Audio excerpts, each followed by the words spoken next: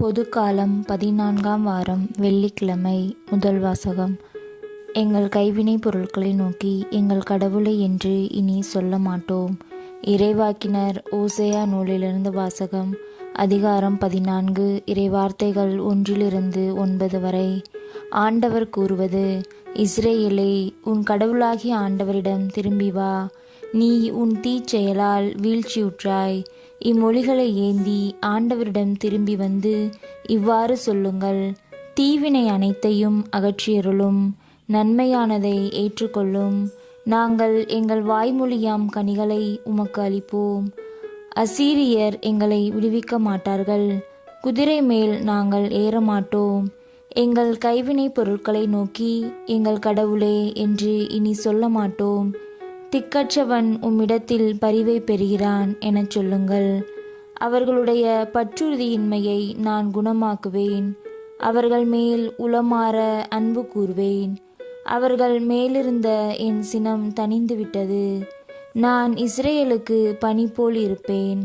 அவன் லீலி போல் மலருவான். லெபனோனின் மரம் போல் வேரூன்றி நிற்பான். அவனுடைய கிளைகள் விரிந்து பரவும். அவன் பொலிவு ஒலிவ மரம் போல் இருக்கும். லெபனோனைப் போல் அவன் நறுமணம் பரப்புவான். அவர்கள் திரும்பி வந்து என் நிழலில் குடியிருப்பார்கள். கோதுமை போல் தலை தோங்குவார்கள். திராட்சை கொடி போல் செழிப்படைவார்கள். லெபனோனின் திராட்சை ரசம் போல் அவர்களது புகழ் விளங்கும். இனிமேல் எப்ராயிமுக்கு சிலைகள் எதற்கு? நானே அவனுக்கு செவிசாய்த்து அவன் மேல் அக்கறை கொண்டுள்ளேன். நான் பசுமையான தேவதாரு மரம் போன்றவன். உன் கனி எல்லாம் என்னிடமிருந்தே வரும்.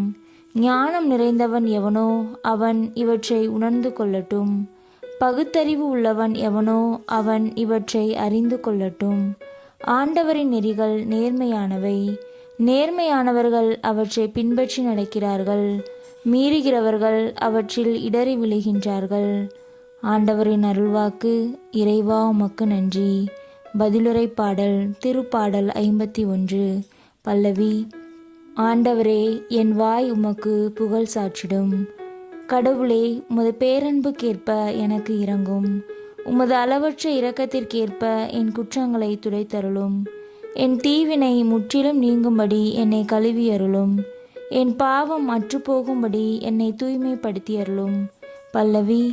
ஆண்டவரே, என் வாய் உமக்கு புகழ் சாற்றிடும். இதோ, நீர் விரும்புவது உள்ளத்து உண்மையையே. மெய் ஞானத்தால் என் மனதை நிரப்பும்.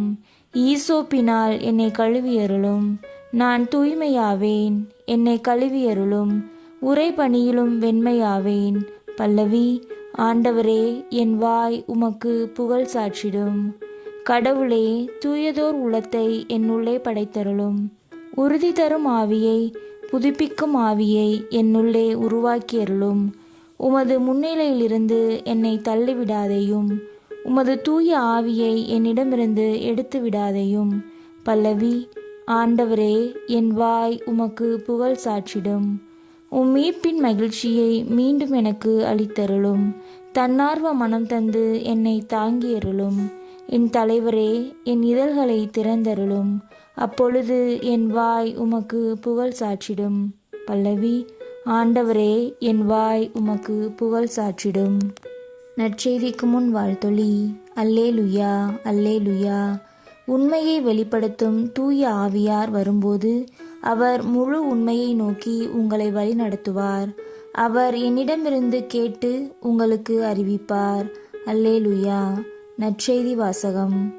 பேசுபவர் நீங்கள் அல்ல, மாறாக உங்கள் தந்தையின் ஆவியாரே. மத்தேயு எழுதிய தூய நற்செய்தியிலிருந்து வாசகம். அதிகாரம் 10.